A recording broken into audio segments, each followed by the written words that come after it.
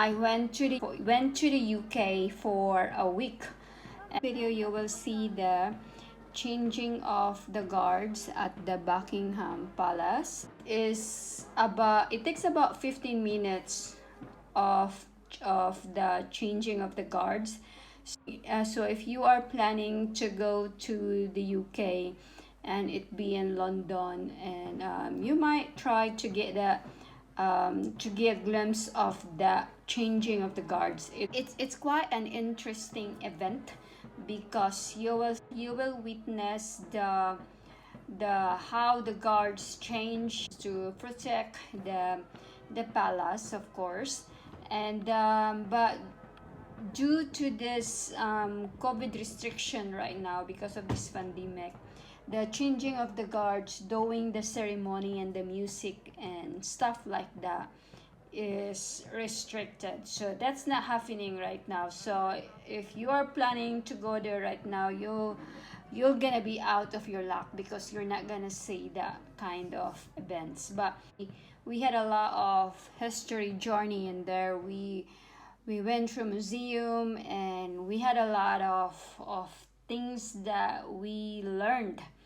So the first thing we did on our first day in the UK is, of course, in our itinerary is going to see the Buckingham Palace is one of it on our one of our top list, and then it is also to see the changing of the guards.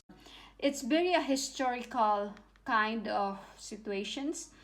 And after the changing of the guards on that time, we went to the parliament.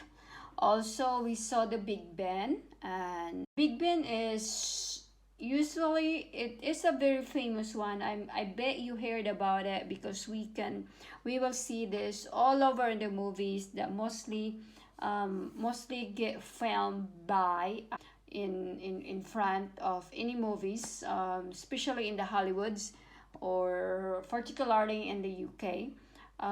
The Big Ben in the UK is one of the famous tourist attraction in the UK and London because it creates a vast various historical events back in the 1800s. The clock carries the longest bell tower. The tower stands to 315 feet, and which is a 96-meter tall.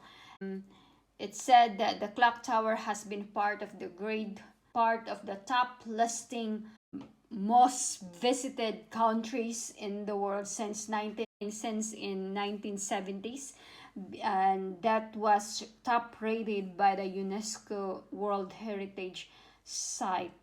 The Big Ben has been renovated many times already. Of course, it needs to be modified every now and then to maintain the beauty of the beautiful tower, and of course to call more people to see what's going on in there. Of course, every tourist spots in that particular countries or in every particular country, the government has to maintain the significant structure of the tourist spots to call people, and also that could help the revenue of the countries as well.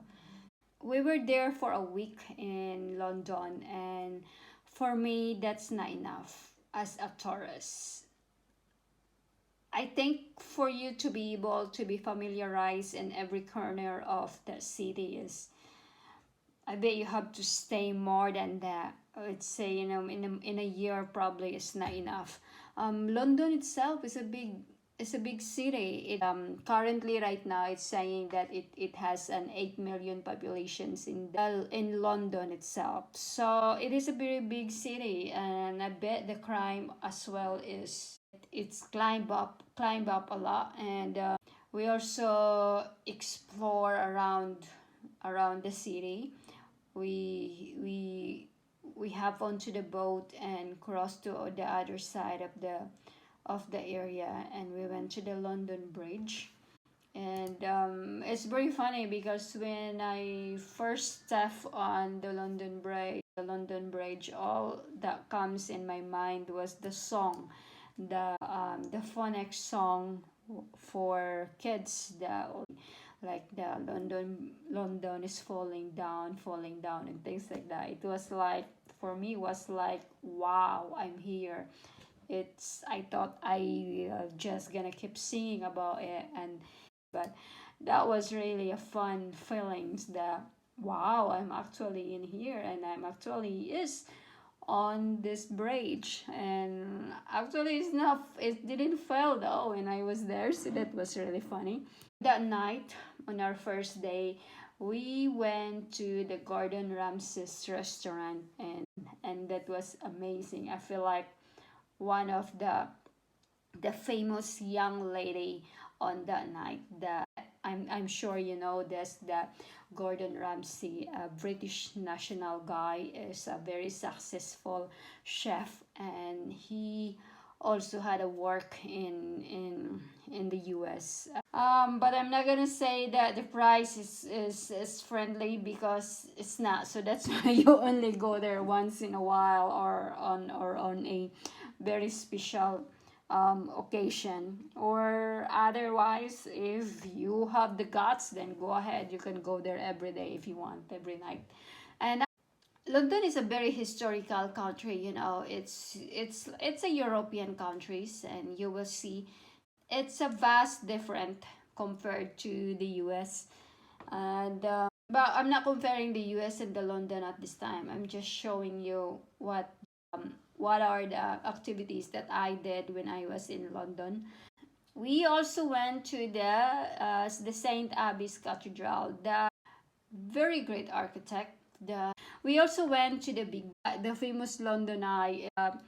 When I was a kid, I thought I thought it was just an eye or something, when I was. But then until I grew up, I finally encountered, or I finally developed that thoughts that it is a sound reproduction first.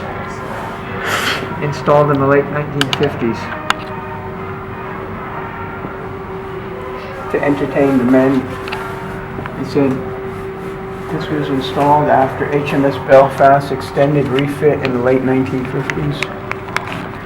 Music and radio programs could be played to entertain the men. On our trip to London, we didn't escape of visiting the most famous ship in London, or the warship of the UK, which is the Second World War Royal Navy warship.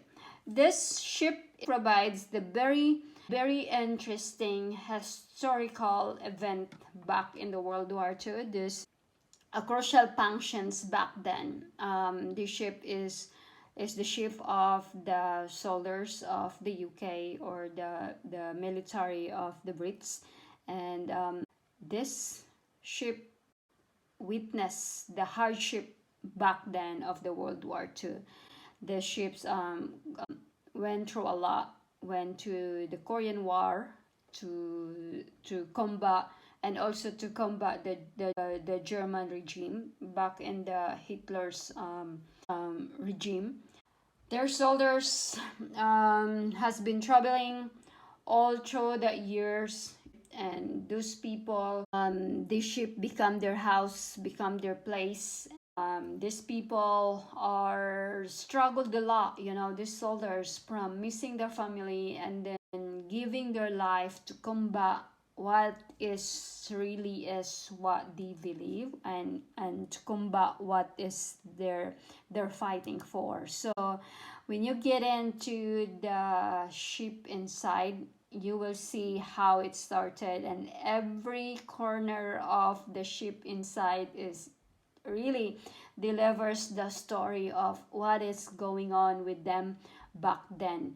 But on the contrary, they are still, trying to have fun. So guys, if you want to go to London, please don't escape this museum. Because the ships can talk a lot. if you are really into this kind of story and into this kind of history, you would feel how I am really is into World War II or into this kind. We get into this first well or the London Eye, and when you get in on the very top, I think you people can get inside of each. It is about 12 people, 10 to 12 people can get in the window glass cubicle thing, and then you will see the entire London city. It was beautiful. It was stunning.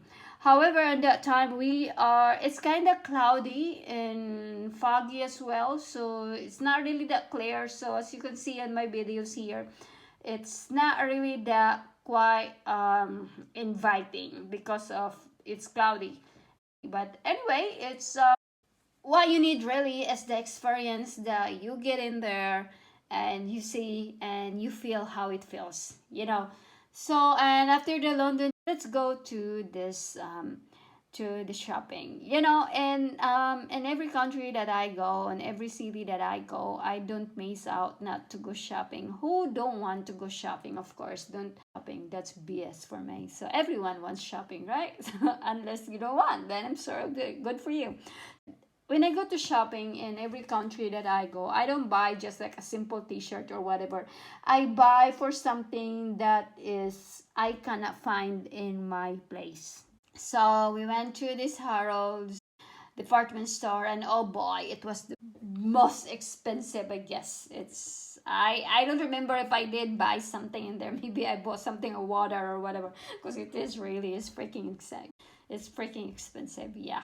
Also, when we were in London, we went to the Phantom of the Opera, and oh boy, it was nice. The inside, the theater is really good, but I admit it looks like I was sleeping back then. It feels sleepy because of the music, and I was just traveling around and exploring during the day, and then on that night when we went to the theater, I think my body just totally shut down and fall asleep because of the music. It's so soothing, it's so romantic, and it's so relaxing. So who's gonna sleep in that kind of me? So amazing. And again, I would like to visit there again and go back there probably in the late summer or early fall season. And this is inside the Harrods department store. I'm not recommending the Harrods department store unless you are really into shopping, but that would be a waste of time to go to. We have different concept about that, but for me, I don't waste my time, especially when my time is very limited when I go for traveling and go for a shopping mall and then waste my time for hours and hours in there instead of just exploring the city more. And so I don't do that kind of stuff. So I'm not recommending going to the Harrods department store at this time. Unless you want to go there, then why not? So that's it for today. Thank you for tuning in my channel, and see you again on the next vlog. Bye for now. Legal Matters with Yen, sign out.